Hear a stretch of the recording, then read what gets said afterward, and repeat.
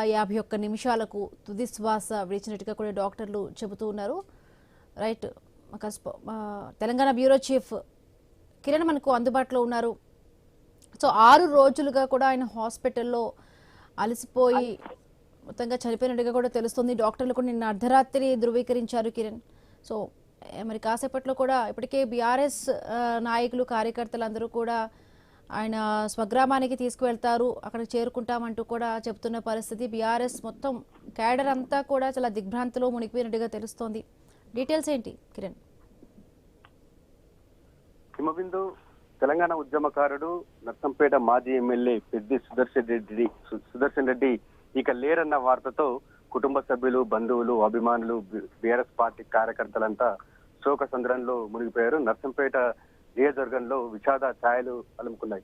తెలంగాణ ఉద్యమంలో అలుపెరగని పోరాటం చేసిన యోధుడిగా పెద్ది సుదర్శన్ రెడ్డి చరిత్రలో నిలిచారు. నర్సంపేట ఎమ్మెల్యేగా అవినీతి రహిత పాలన అందించి నర్సంపేట ప్రజల గుండెల్లో చిరస్థాయిగా నిలిచిపోయాడు.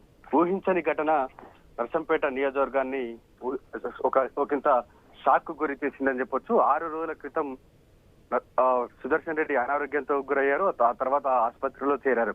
హరీష్ రావు, కేటీఆర్ ప్రత్యేక చొరవ చూపి విదేశీ డాక్టర్లను రంగంలో దింపినప్పటికీ కూడా లాభం లేకుండా పోయింది. అప్పటికే పరిస్థితి కూడా చేజారిపోయింది.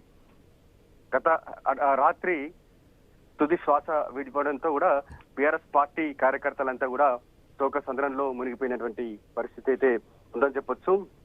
ఇప్పటికే ప్రముఖులు మాజీ ముఖ్యమంత్రి కేసీఆర్ తో పాటు కేటీఆర్, హరీష్ రావు వారి కుటుంబ సభ్యులకు ప్రగాఢ సానుభూతి వ్యక్తం చేశారు. అయితే సికింద్రాబాద్ యశోద ఆసుపత్రి నుంచి మాజీ ఎమ్మెల్యే పెద్ది సుదర్శన్ రెడ్డి భౌతికాయాన్ని ఈ రోజు నర్సంపేటకు తరలించనున్నారు.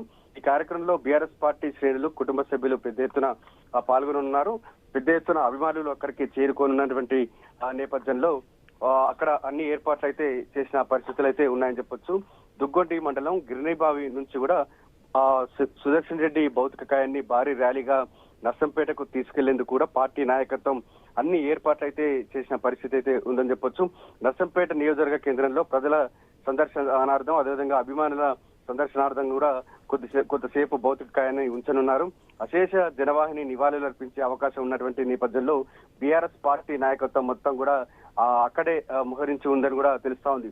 అనంతరం నర్సంపేట నుంచి ముతోజిపేట, ఇటుకలపల్లి, గుండ్లపాడు, రుద్రగూడెం మీదుగా స్వగ్రామమైనటువంటి నల్లబెల్లికి భారీ అంతిమయాత్ర నిర్వహించనున్నారు. పార్టీ నేతలు, కార్యకర్తలు, అభిమానులు పెద్ద సంఖ్యలో పాల్గొన్నటువంటి నేపథ్యంలో అన్ని ఏర్పాట్లు అయితే చేసిన పరిస్థితి అయితే ఉందని చెప్పొచ్చు. మాజీ ఎమ్మెల్యే పెద్ది సుదర్శన్ రెడ్డి అంత్యక్రియలు ఈ రోజు సాయంత్రం 4 గంటలకు స్వగ్రామం నల్లబెల్లిలో నిర్వహించే అవకాశం ఉన్నటువంటి నేపథ్యంలో ఇటు బీఆర్ఎస్ పార్టీ సంబంధించిన ప్రముఖులంతా గ్రామానికి చేరుకునేటువంటి ప్రయత్నాలు అయితే చేస్తా ఉన్నారు. మొత్తానికైతే పెద్ది సుదర్శన్ రెడ్డి మరణ వార్తతో కూడా బీఆర్ఎస్ పార్టీలో విషాదం అయితే నెలకొందని చెప్పొచ్చు. ఆయన సొంత ఊరు, సొంత నియోజకవర్గంలో కూడా విషాద ఛాయలు అలుముకున్నాయి. ఎందుకంటే పెద్ది సుదర్శన్ రెడ్డి తెలంగాణ ఉద్యమకారుడిగా మంచి పేరు సంపాదించాడు.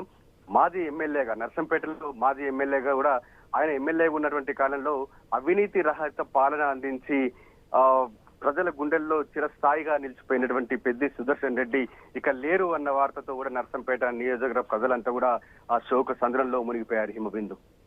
Right, thank you Kiran.